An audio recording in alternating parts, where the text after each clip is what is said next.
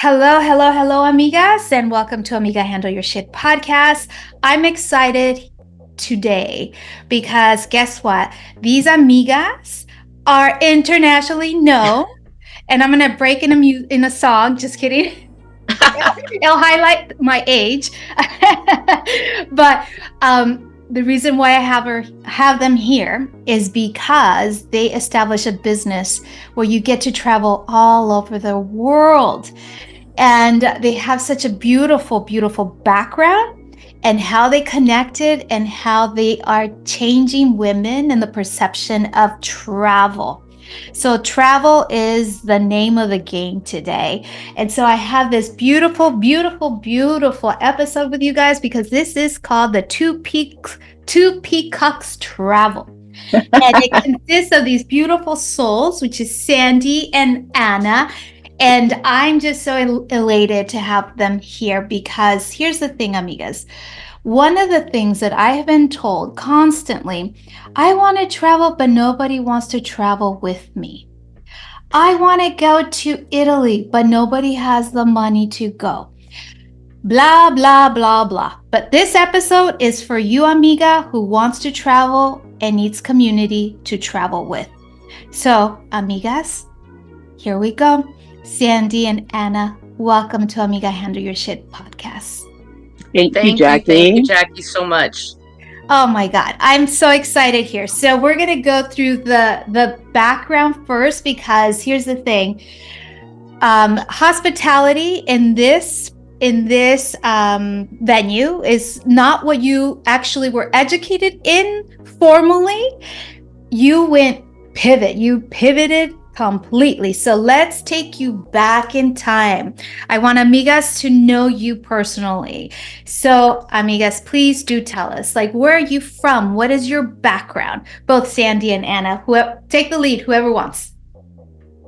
Well, I'm Sandy Correa. I am originally from Los Angeles. I'm from actually Boyle Heights. It's pretty popular now. Back in the 80s, it wasn't as popular as it is now. Yeah. And I am an alumni of the Rough Riders. Any Garfieldians out there listening? Ooh. You know, this is the year we're taking it this year. I went to UC Santa Cruz. I got my bachelor's degree from there, and I went to Cal State LA. But my whole background, that's me growing up, but my whole background is hospital administration. I went to school for that. I worked in hospitals for about 25 years, from the public sector to the private sector, back and forth. And, Anna and I met on the job. And so we went on this adventure during the time we were working at a trauma center. So that's where the story begins, where the peacocks met and where they started. So off to you, Anna. Thank you, Sandy. Good morning, everyone. Thank you, Jackie, for having us. My name is Ana Gaona. I am a native to the San Fernando Valley. I was born here, been raised here. I've lived here all my life. So I've run in the San Fernando Valley for, the entire time. I've raised my family. I like to say that I took a little bit of a scenic route. So for me, I did not know about healthcare administration. My journey is, something like what we call it interdisciplinary. So, I have 3 children. I have 2 grandchildren, been married for 30 years. And so, life takes, a journey that's a little different for everybody. And so I always like to tell people, there's no right or wrong. Just get on a journey and then just start discovering. And so for me, it was maybe in my mid 30s, 40s, after I had received an AA, after I received my bachelor's, that I really started to kind of realize, where else can I go? But my calling has always been to give. It's always been to serve, to give people help wherever I possibly can. So it's kind of funny because if I think back now and connecting the dots, like everybody says, connect the dots, right? My associate's was in interdisciplinary studies, which I had no idea what that was. At that point, I was like, I'm just getting a degree. Let's go. We're doing this. And then I had my bachelor's, and at that time I already had my little girl, my third child. And I thought, you know what, let me go into education. I want to make sure that I'm available during the holidays, during the summer breaks, to be with the kids. But at that moment, I was already working in the county. I just thought, you know what, just keep going. You don't know where this is going to land. And lo and behold, I landed at a trauma center. And, I had already started my master's in public administration. And so, it kind of just went hand in hand. But, that's exactly where, like Sandy said, we met, over maybe 10 years now, I think so, right? It's like about 10 years. About 10 years. And our stories started to unfold before we even knew it. Mm. So, working in a trauma center, every day's never a dull day. Every day's different. You don't know what to expect. You don't know what you're walking into. And so, for us, the one thing that we have at our core is that, like I said, we like to serve, we like to help. And so it's really important for us to be able to put people at ease when information is not readily available or may be a little bit confusing. And as administrators, that's what our job is to bring the information from the different, interdisciplinaries, which keyword there, you talk to the doctors, you talk to the nurses, you're talking to social work. Our job was really to put it all together for them and put it in such terms where they understood the decisions that had to be made. So we were really well versed in, coordinating, in logistics, in, executing operations in a hospital setting. The name Two Peacocks comes from an afternoon that we were taking a little cafecito break. And I don't know if it was a magazine or we saw it on the news, but the point was we saw that there was a woman trying to carry a peacock onto a plane and called it her emotional support animal. You're kidding me. No, it's true. I mean, and we had just had a situation where a woman had brought in her two chihuahuas into the hospital. She had put them in a duffel bag. She had put them through the x-ray machine. And Anna tells me, Sandy, we got a patient up there who has two dogs in her room. I said, oh, hell no. And so we were fresh off of that, situation when she told me the story, and we just started laughing. We thought, what? This is so crazy. People are just calling anything a emotional support animal. Hence, Anna, you're now my emotional support person. You're my peacock. Oh my goodness. Wow. Yeah, because there were so many situations that sometimes who do you turn to understand? I can't just call, like my sister, she doesn't understand the environment. So we lived in that environment. So Right. Who better to be your emotional support? So Sandy, here we go. We're peacocks. You guys are peacocks. Oh my God. That's how we started, and we had some family trips that we had taken. But really, the next pivotal moment was, during COVID. Yeah. What didn't we learn during COVID? COVID did such a number on all of us that, the first thing that Sandy and I, we're big on our kids. And what parent is it, right?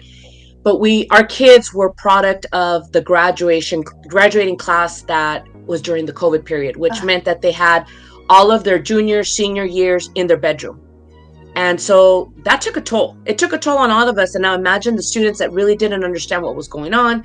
We working in the healthcare system, we were in the midst of it. We were at the core of the chaos, so there was a moment there where Sandy approached me and she says, Anna, Ryan, didn't get to do a senior trip. And I really want him to have that experience because she herself, had that experience at a young age. And I'll let her tell that story. But, she knew the value of it.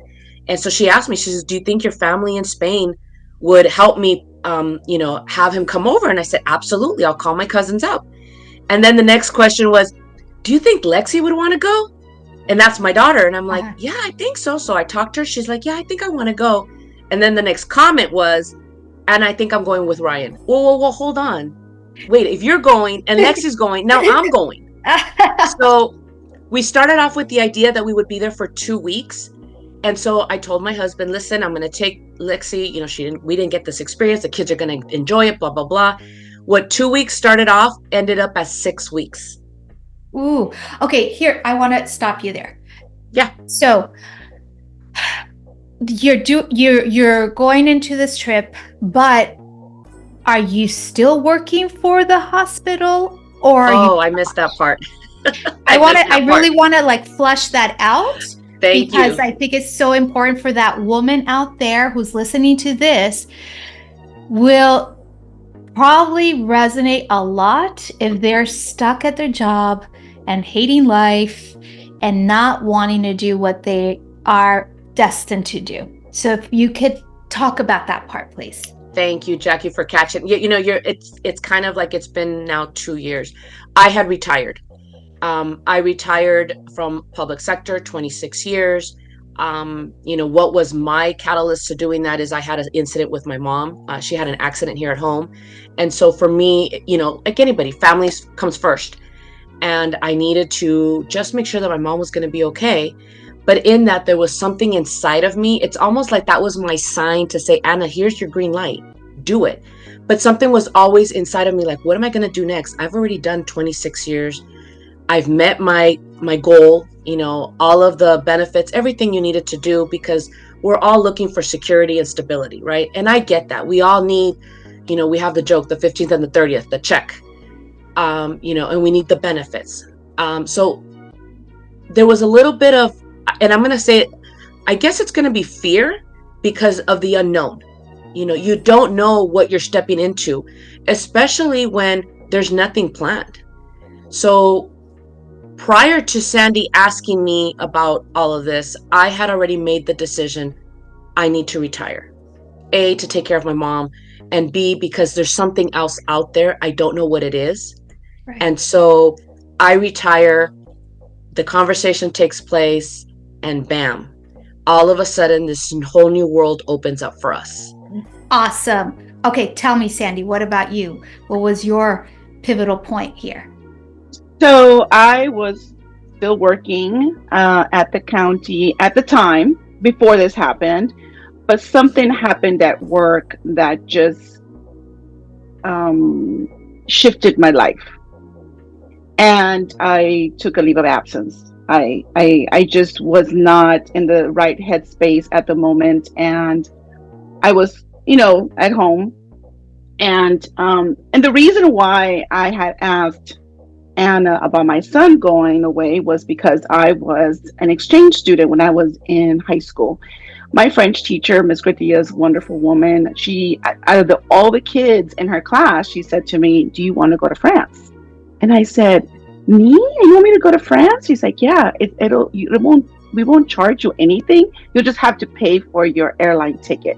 You'll stay with the family, and you can practice your French, and it'll be great." So I've been taking since the 7th grade. This is already the 10th grade. So I took the chance. My mom said yes. Of course, she asked me, "Pues no quieres quinceañera?" And I was like, "Oh no, I'm going to France." So I went to France, and this is before, of course, internet, cell phones. I tell the story. It's horrible as mothers now. When I got there, I was so excited and so jet lagged that I forgot to call my mom. And about 4 days later, I got a letter via FedEx from my mom saying, "Si estás viva, mi hija querida, por favor." Isn't that terrible? Oh my God. I know, my poor mamita.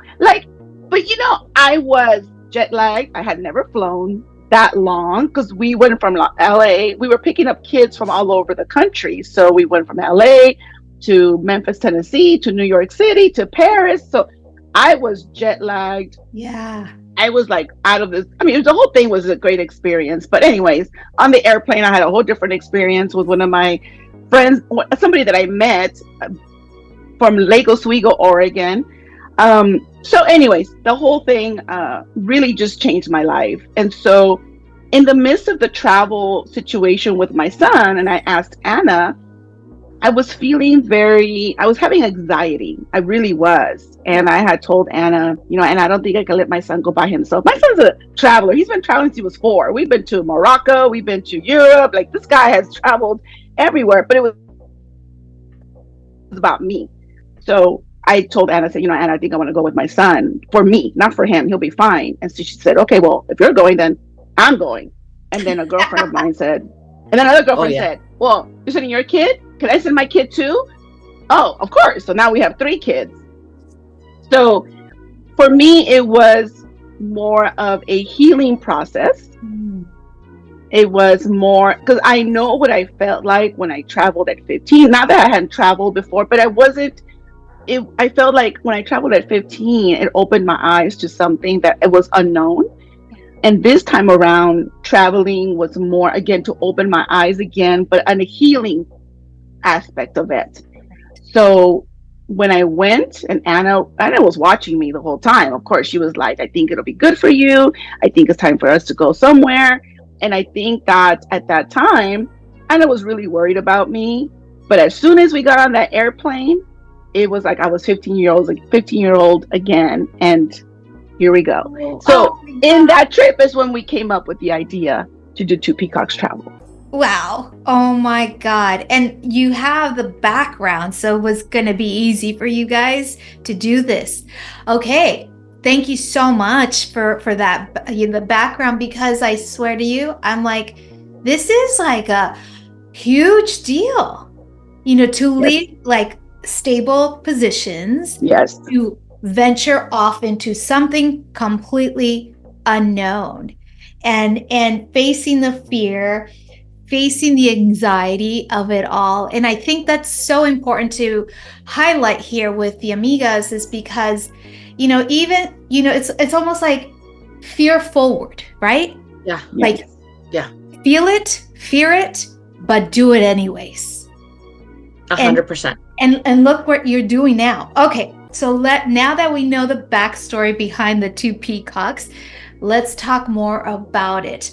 Because I know that you do so many things, and rather than me saying it, I'd love for you all to tell us more about how one gets in touch with you. How do you plan these programs? Because it's for women, right? yes. Okay, please tell us more about it. So, when we started the idea of Two Peacocks Travel, it was born to do the educational program the same way we had taken this trip to Spain with the three kids, Anna's daughter, my son, and our friend's daughter. Because Anna knows that I've talked about it so much, how it really impacted my life. And so she met two of my junior high school friends that I'm still really close with, and they were talking about how it impacted them when I had gone to France. Like, it's crazy. Like, I didn't know it was going to impact them so much. So we were talking, Sandy, Anna, we should do this program for other underprivileged kids, because traveling, if you're a teen, absolutely. Where are you going to get the funds for that? My mom had told me that I had to work that summer before I went on this trip. And I think she was trying to discourage me from going. Girl, I got a job at a restaurant in Hollywood like the next weekend. I was already working as a hostess Friday, Saturday, and Sunday. And she was like, "Ay, Dios mío, esta niña, but don't give me a task because I'm going to do it." Right. Yeah. Yeah. So our program started then. Let's recruit more students who would love to travel abroad for 3 weeks with Spanish classes, and going to Granada, going to Sevilla, Malaga, and just kind of getting into the cultural immersion part of it, and socially, and talking to people, eating the food. That's where it started. But we also were thinking, how are we going to fund this? This is not something that's easy to do, because we're talking 3 weeks. 3 weeks, feeding, education. So we decided to open up the women travel portion of it in order for us to be able to sponsor some students with the money we were making in the women travel. So that's how the women travel was open, because just like you, Jackie, we were experiencing women telling us, "Oh, I would love to travel, but where am I going to go? Who am I going to go?" And I don't want to travel with my family. I love them to death, but they don't want to travel the places I want to go. They want to go to Orlando. They want to Yeah. go to Hawaii. I want to go to Turkey. I want to go to Morocco. They don't want to Sounds go there. sounds like a Right? conversation that we have here at my house. I'm like, oh my God, guys. I'm like, you have no idea what's out there. Because Oh, yeah. both my husband has traveled because of me. So he doesn't know like all these other lavish places. I'm like, he's gonna go to France. This is our trip for the Yes. year, for the first time. And I'm like, oh, we're gonna do this and this and this and that. And but it takes one that knows it to Yes. inspire somebody else. Yes. Right? Yes. Yes. Oh my gosh. So that really is what we're trying to do. And there's so many women that say, oh my God, I can't even imagine. I'm so scared. Oh, I don't travel without my partner, which is another big deal. We have a lot of women who will not travel without their husbands, or their partners. So that one trip we did, I told Anna, because I'm the one that plans the trips. And then we talked to Anna. I talked to Anna and I tell her this is what we're gonna do. Then she says, just tell me where I'm going, and then I'll show up. Right? That's how it works. So that one trip from the 3 weeks that turned to 6 weeks, I said, okay, Anna, from Spain, we're gonna fly to Paris. And she goes, what? I said, yeah, I thought about it. We're gonna go to Paris. She goes, but I don't speak French. I said, oh, you'll be fine. You'll be fine. She's like, I don't know, Sandy. They don't speak English. I'm like, dude, stop. We're gonna go. So that's been our story, right? In Croatia, in Slovenia, Yeah. in Yeah. Italy. Oh, yeah. No, I know. It's like you will always find someone that's going to be able to speak with you. It's Yes. just taking that leap and just Yes. doing it, right? So, oh Yep. my God. But Yes. Anna, and I'll let Anna talk about it though. But once we went to Paris, it's kind of like Anna, a veil came off her eyes also, because she loves to travel, but she has told me that she feels safer going to countries where they speak Spanish, because of course you need to communicate. Right. But that trip to Paris, I think she was kind of like, holy moly, this is it. Yeah. Yeah. Absolutely. It definitely makes it gives you the opportunity to really open up that other world that it's out there, and everything's so much brighter, and the noise, and once you're there, you're like, I'm okay. It's not, it's just taking that leap. And funny you say that, Jackie, because that's my word of the year. I'm like, I'm taking leaps, and I think that's what we've always been doing, is taking leaps. But the part where Sandy talks about the unveiling, one of the things that and we've talked about this, is as friends, because we're colleagues, we're friends, and now we're business partners. But as a friend, we look out for each other. Mhm. And the part where I she can read me, which is the weirdest thing. I know people look at us like, how do you guys do that? We can look at each other without saying a word, and we know exactly what needs to happen. But that part where she was having that anxiety, I knew she was not okay. I knew that she was going through something. But having her go through these steps and this process is really the connection about mental well-being, Mhm. and being able to realize that you're more than the title that someone gave you. You're more than the expectations that have been forced on you, right? For whatever the reasons. And traveling now, for us, that unveiling that she talks about, is, I say, we take off all the hats of who Anna was. The former public employee, there's nobody there, nobody knows you, and nobody's asking you for anything. Right. And that is the unveiling of really coming to find your own identity. Yeah. So we talk about that. You're learning to reimagine, who are you? And so when you travel and you're put outside of your comfort zone, somewhere where you've never been, let me tell you, you start to do some real deep work. And that's where the beauty of this transformation. So we really focus on the transformational travel.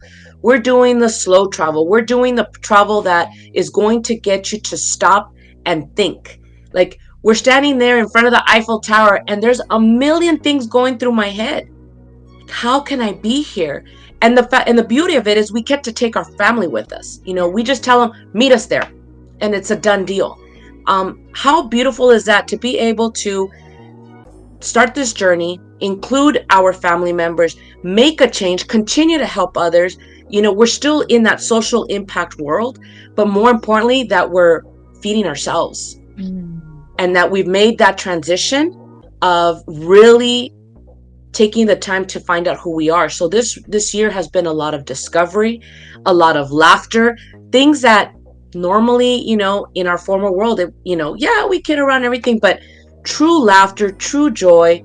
This is what this journey has brought us. Ooh, I love that. True laughter, true joy. And what comes to mind for me is like, from trauma to travel. It's like, From trauma to travel. Very good. Very well said, Jackie. That is like the epitome of joy and laughter and love, because that is transformation.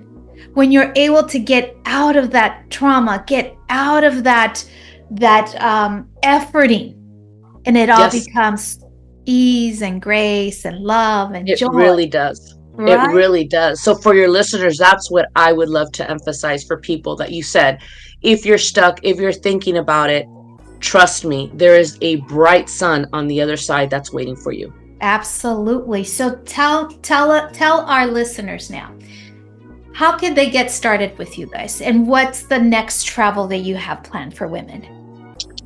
So we understand when you were saying, Jackie, earlier that women have many reasons why they don't travel, but they want to travel, right? They don't have someone to travel with, they're alone, or they can't afford it. So we've managed to handle those two aspects for women. Okay. The first one is we are a woman only travel.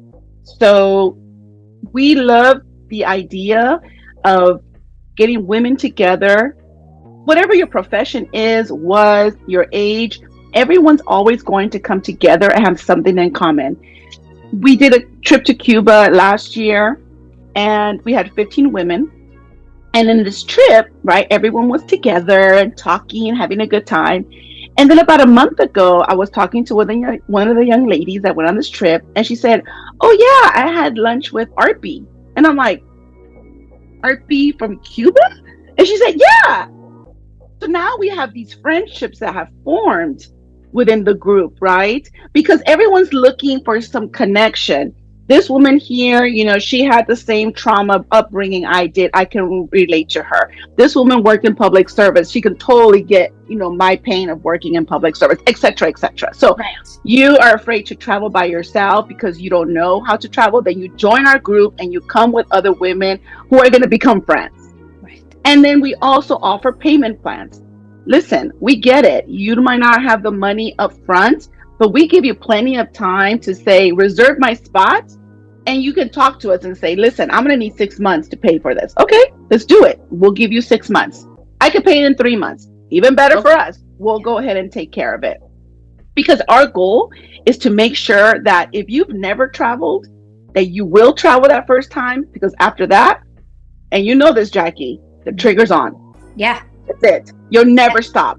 Yes. So we people can find us on our website, which is twopeacockstravel.com, and on social media, which is two_peacocks_travel on Instagram.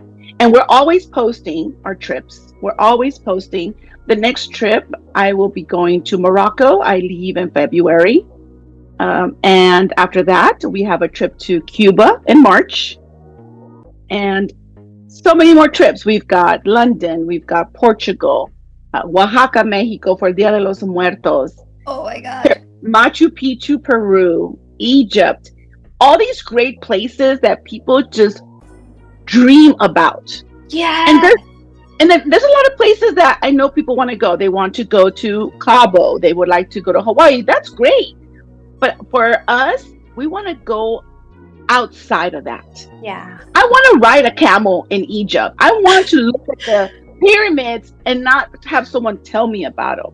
Right. Right. Yeah. I was So gonna say I want to go. I want to go where the Condesa Traveler. I was looking for my magazine oh, where it shows here Condé like Nast, place. Condé Nast. Yeah, I want to go here. Like I'm Yeah. like Sandy. What about this? I want to do this Yes. because you see we see this in the news in the magazines. We see them online, but like, do you even imagine yourself putting yourself in there on a camel or a jumping horse or in front of a pyramid? Like that just Yeah. blows my mind, and it's like the fact that yes, we can all go. It's doable. It's very doable. Absolutely. And we've experienced women also who tell us, oh, I heard that that's not a good place to go.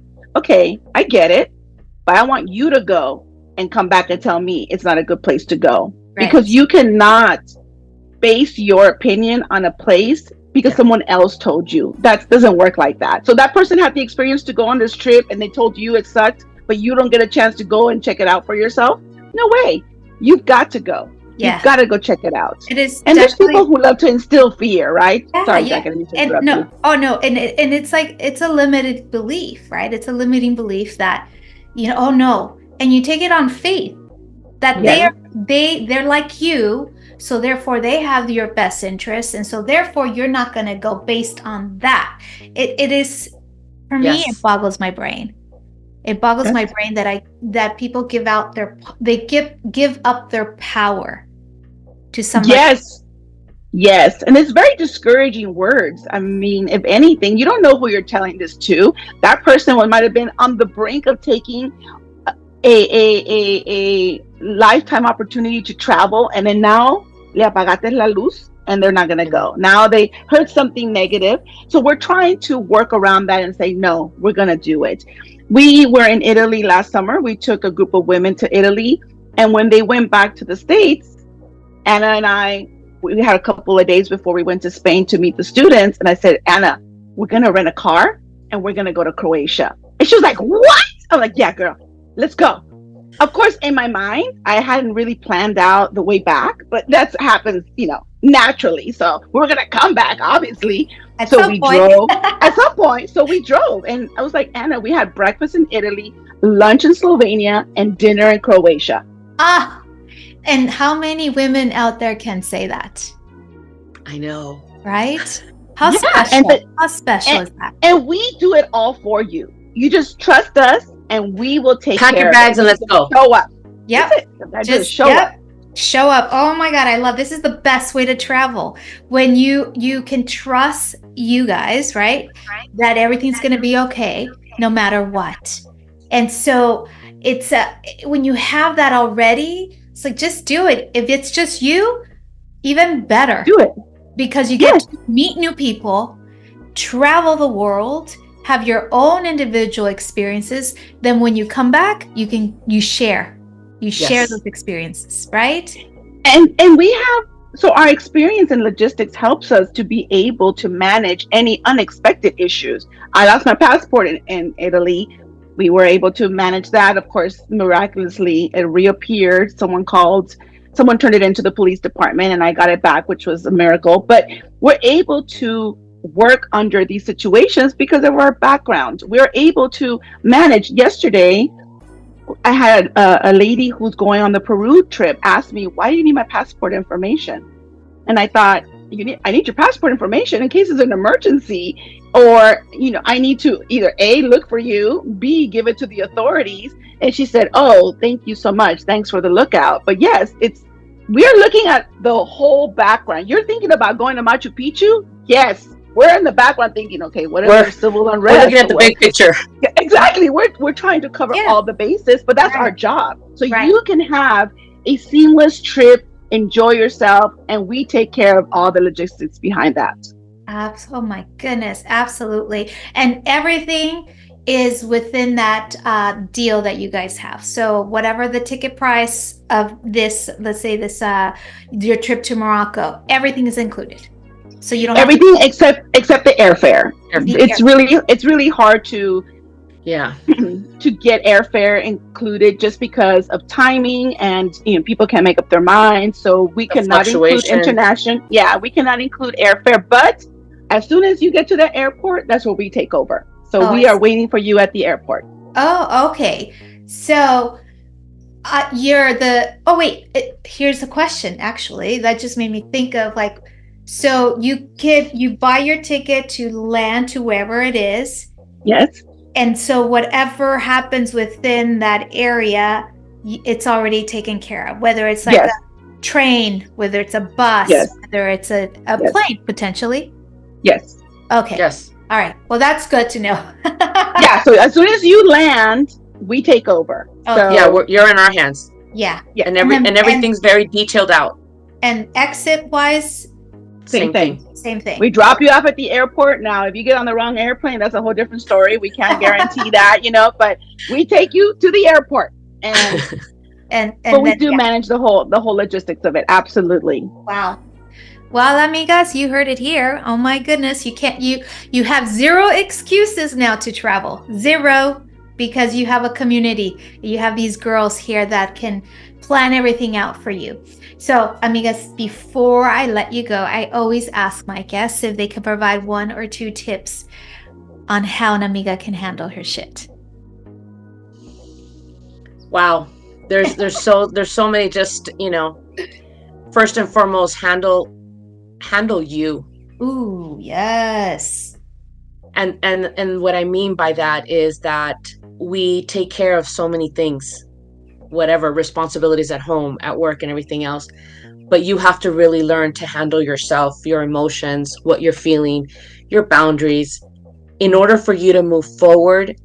Those little, I call them like they're, I don't know, things that are holding you back. You need to snip, snip, snip all of them and just take care of you so that you can stay focused, because all the noise is going to continue. There's no way to turn the noise off.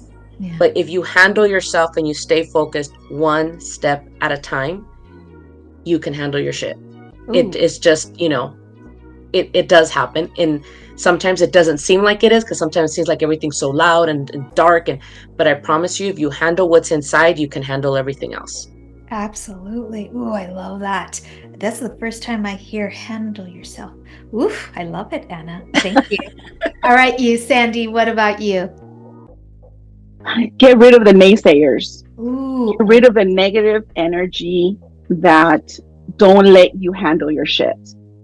And sometimes people have the best intentions, but they don't realize that what they're doing is they are transferring their negative energy onto you. Yeah. And so even though it's a really hard thing to do, you need to just thank them and you need to move on. Yeah. Because I truly believe, and of course with our history, there's only one life to live, and this is not a dress rehearsal. You've got to do what you got to do, and you cannot let people's jealousy or there's a lot of people who are envious of you take over your life. So get rid of that negative energy